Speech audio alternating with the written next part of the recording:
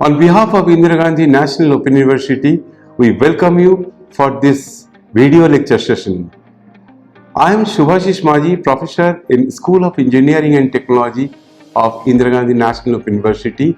Today's topic is different forms of stored energy and specific heat.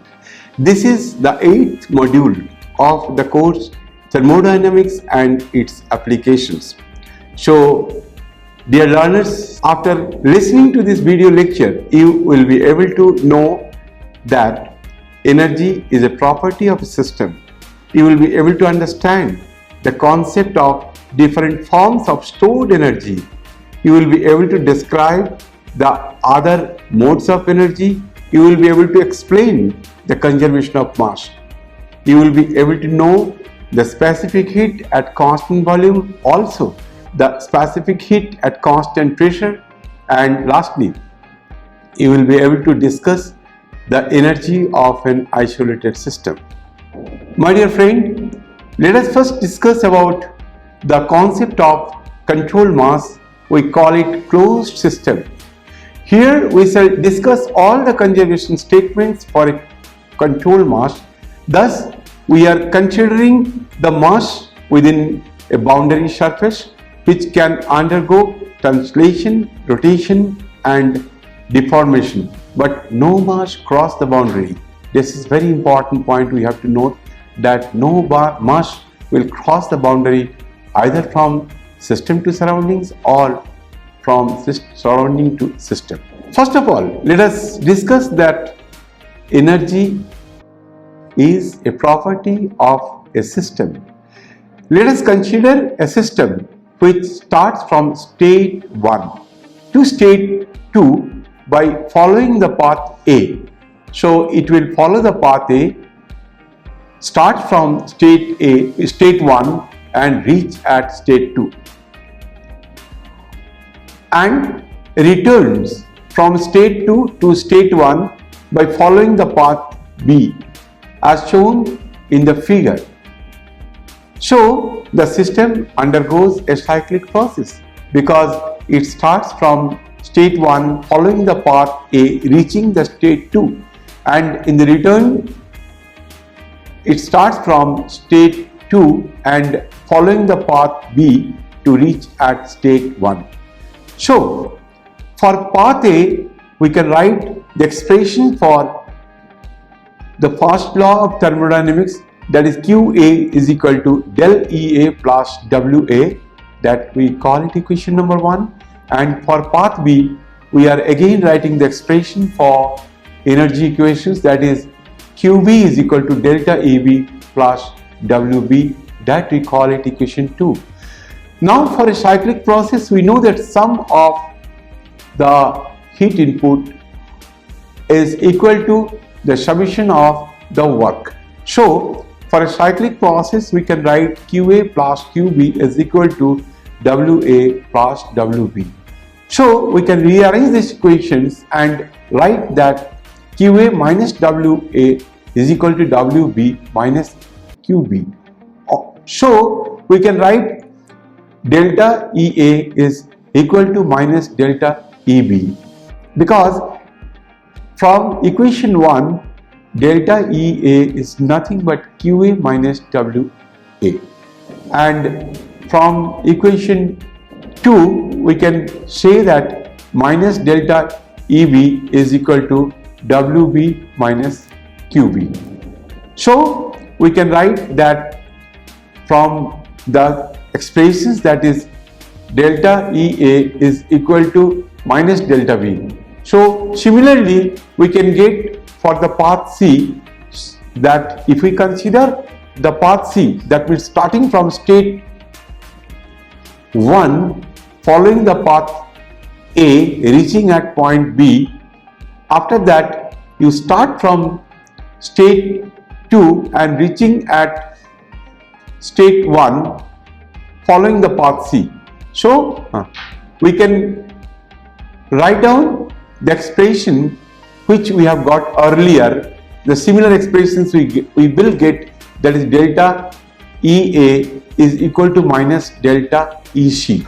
So once you are getting delta EA is equal to minus delta EB, another one you are getting the same kind of expressions as delta EA is equal to minus delta EC. So from these two equations you can say that delta EB is equal to delta EC. So from here you see that the change in energy for the path B is equal to the same change of energy at path C. That means energy is a point function. So energy is a property of the system. Therefore, it is seen that the change in energy is independent of the path followed. So energy is a point function and hence energy is a property of the system. Now let us discuss about different forms of stored energy.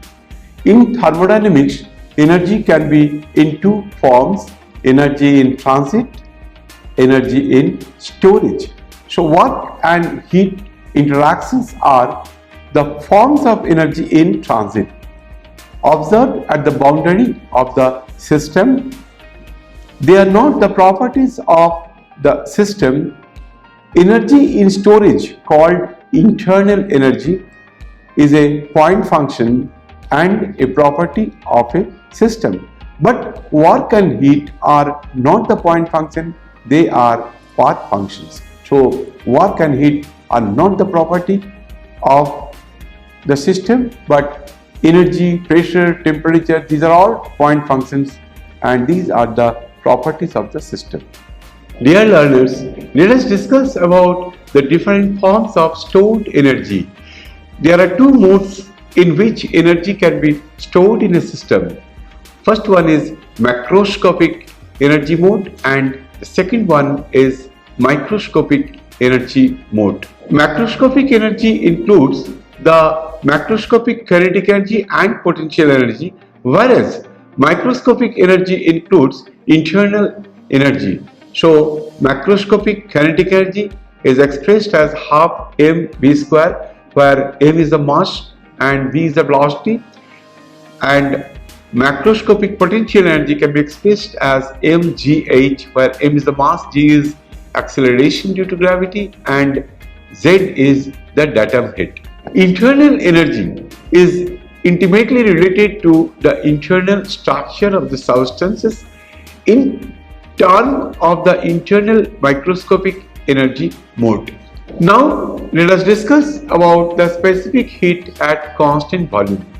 Let us consider the change in internal energy for a substance where U is the internal energy, is a function of temperature and specific volume. So we write mathematical expressions like U is equal to U within bracket T and V. That means U is a function of temperature and specific volume. So here T and V are known as the independent variables and U is known as the dependent variables.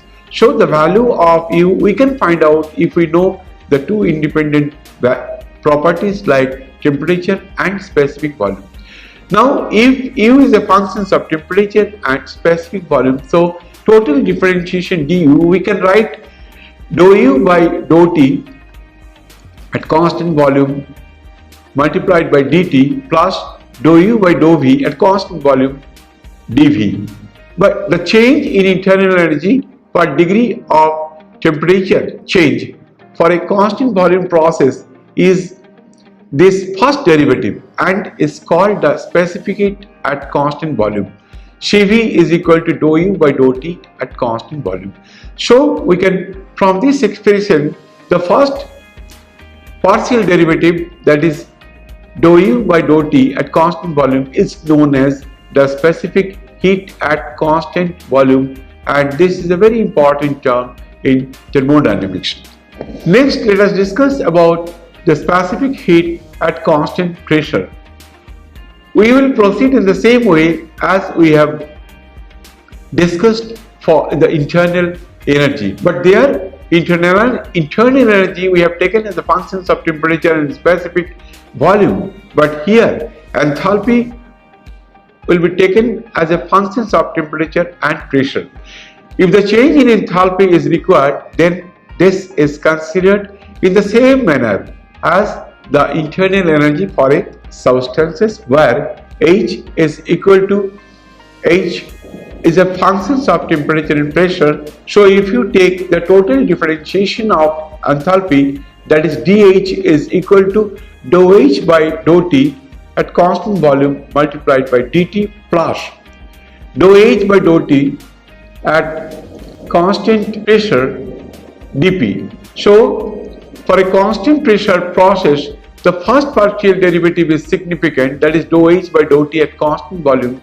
This property is the specific heat at constant pressure, defined as Cp is equal to dou H by dou T at constant pressure.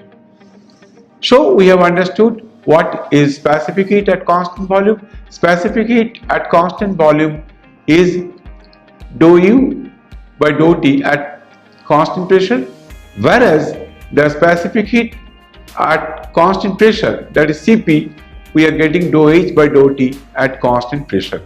So these two specific heats are very important while analyzing any thermodynamic process. Now let us discuss the first law of thermodynamics for some elementary processes. For a constant volume process, then let us see what will be the expressions for first law of thermodynamics we get. So for the first law of thermodynamics, we know that du is equal to dq minus dw, but for a constant volume process, the work done is zero because volume is not changing. So du is equal to dq. So the change in internal energy is equal to the change in heat supplied. Now let us discuss about the constant pressure process. So we know that dw is equal to p dv. So the first law of thermodynamics is du is equal to dq minus dw. Put the value of dw, that is equal to p dv. So we get du is equal to dq minus p dv. So dq is equal to du plus p dv. Now since the pressure is constant, so we can write d within bracket u plus pv. Now u plus pv, that this combination of these two terms will come so frequently while analyzing the thermodynamic processes. We call it is equal to enthalpy. So enthalpy H is equal to U plus PV. So dQ is equal to dH. So for a constant pressure process, the change in heat supplied is equal to the change in enthalpy. Now let us discuss about the adiabatic process. For adiabatic process, dQ is equal to 0. So if we start from the first law of thermodynamics for energy equation, that is du is equal to dq minus dw, but for adiabatic process dq is equal to 0. So if you put dq is equal to 0 in the energy equation, we get du is equal to minus dw. So this is the expression for change in internal energy equal to minus dw for adiabatic process. There are other modes of energy. We have encountered three modes of energy till now. One is gravitational potential energy, other one is kinetic energy, and the third one is internal energy. But there are other modes of energy. Some examples are chemical energy, strain energy, electrical energy, magnetic energy, and nuclear energy. Chemical energy: during a chemical reaction, reactants are converted into products. For example, when petrol vapor and air burn to form carbon dioxide, water vapor, and other combination products in a petrol engine, this may be accompanied by heat and work interactions and changes in properties such as temperature and pressure. But you see that when you burn coal, then we get tremendous heat. In boiler, the water is transformed into high pressure, high temperature steam because of the heat which we get by burning of coal. So chemical energy stored in coal, we can get heat energy by burning of the coal. Strain energy, a compressed spring or elastic structure has part of its energy in the form of strain energy. Same thing is for electrical energy. A system comprising electrically charged elements is said to have part of its energy in the form of electrical energy. Now you know very well that electrical energy is very much required in our day-to-day life. Without electrical energy, we cannot survive. Magnetic energy, a system comprising of magnetic pole has part of its energy in the form of magnetic energy.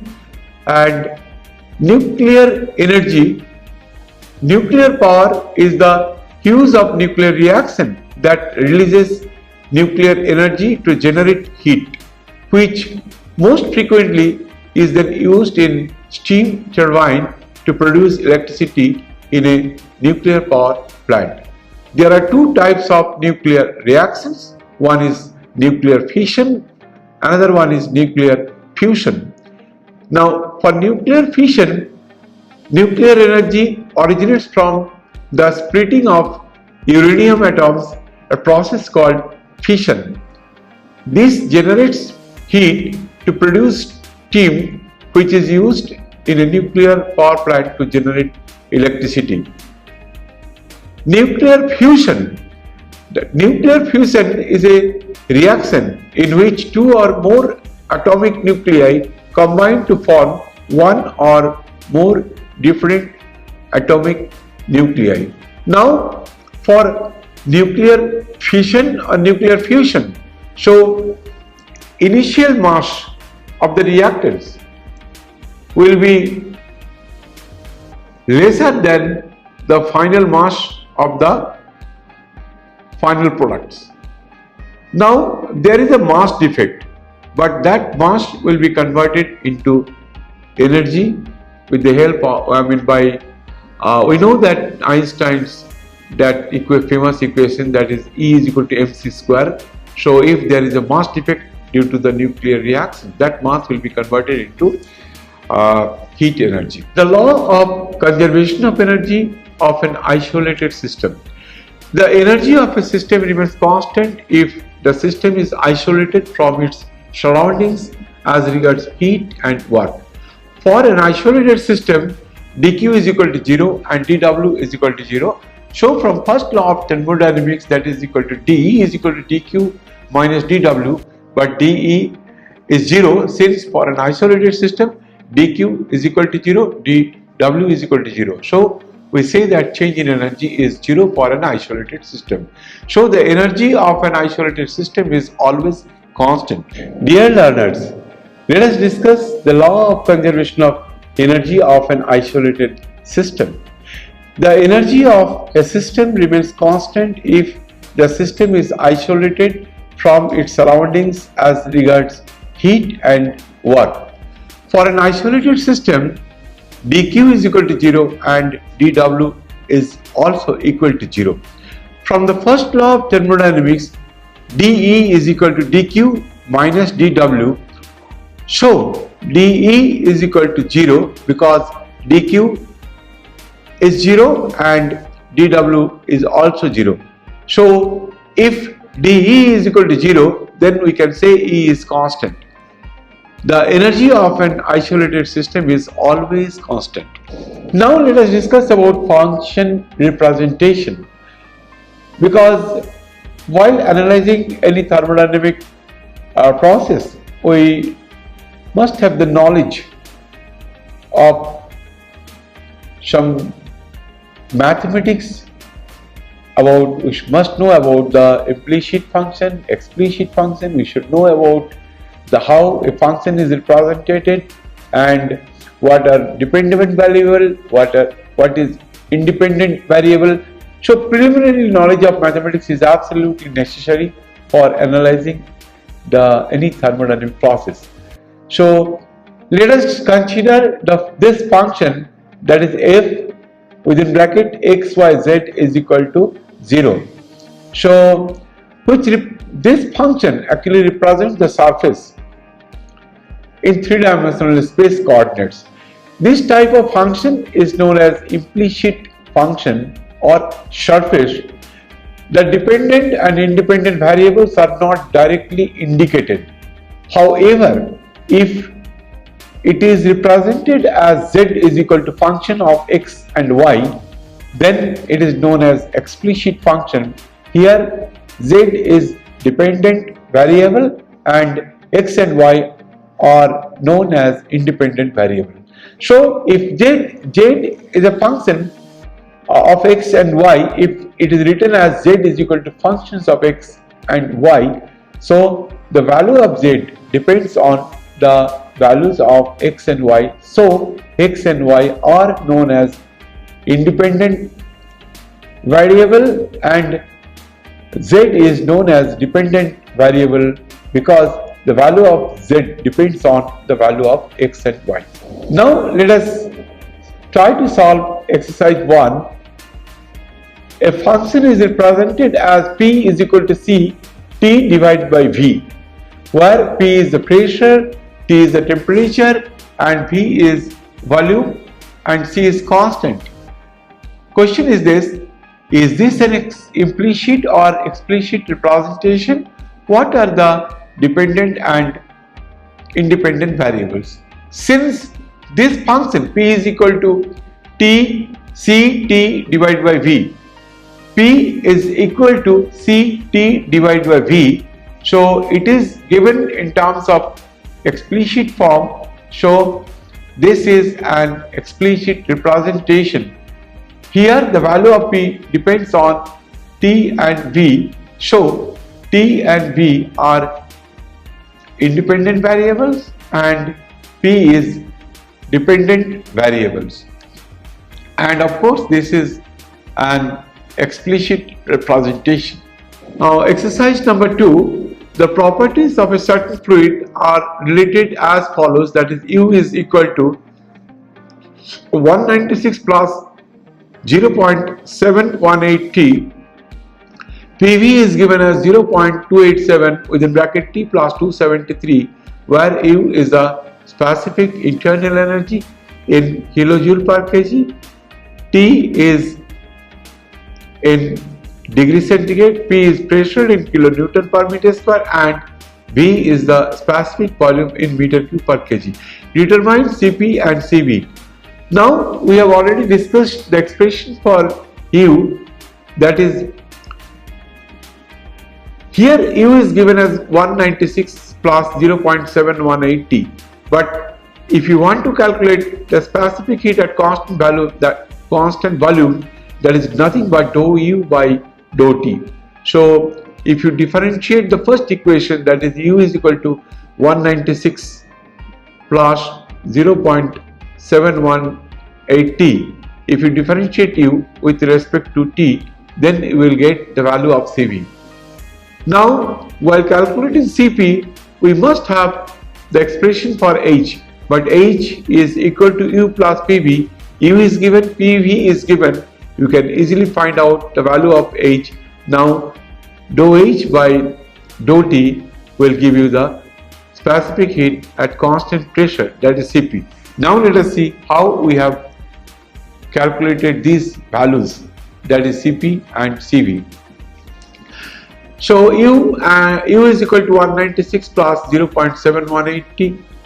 PV is given as 0.287 within bracket T plus 273. So Cv is equal to du by dt is equal to 0.718, unit is kilojoule per kgK, and H is given as U plus PV, and Cp is equal to dH by dt is equal to 1.0 0.005 kilojoule per kgK.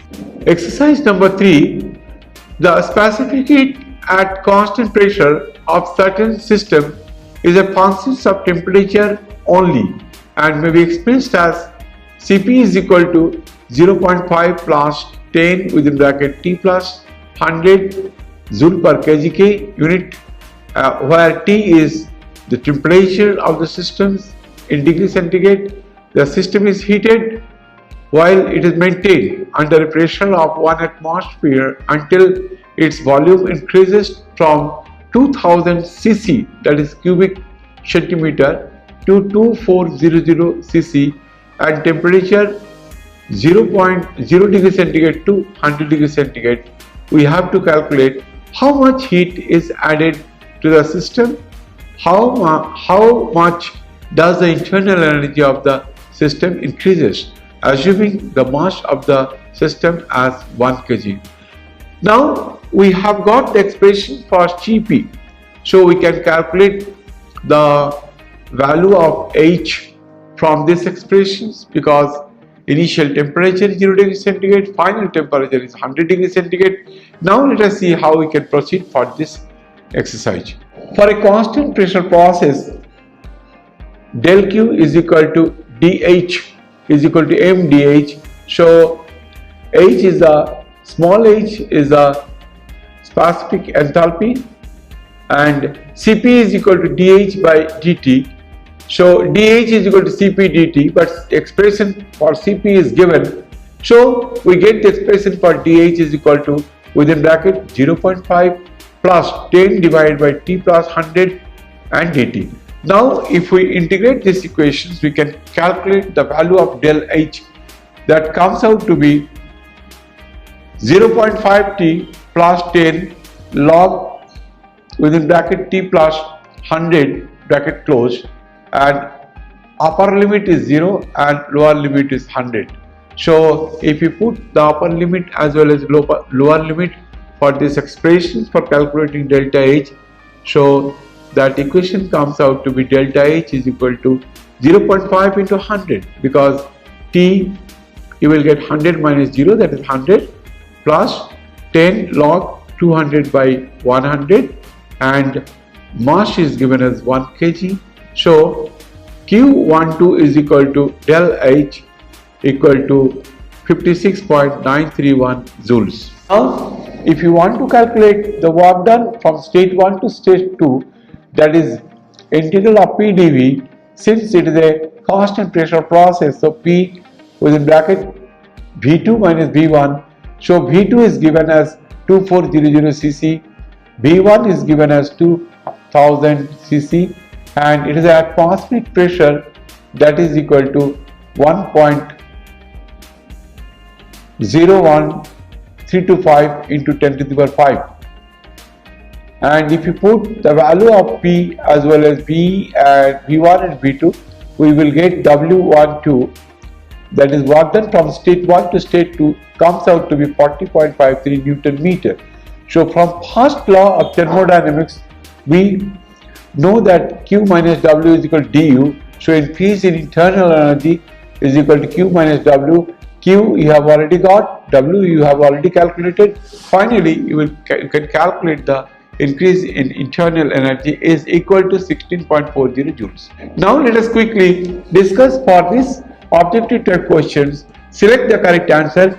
Thermodynamic properties are the macroscopic coordinates significantly only for the systems existing in the states. 4 options are given: thermal equilibrium, mechanical equilibrium, chemical equilibrium and thermodynamic equilibrium. Of course, the final answer is D, that is thermodynamic equilibrium. Next question is it is not a point function. The 4 options are given: temperature, pressure, energy, power.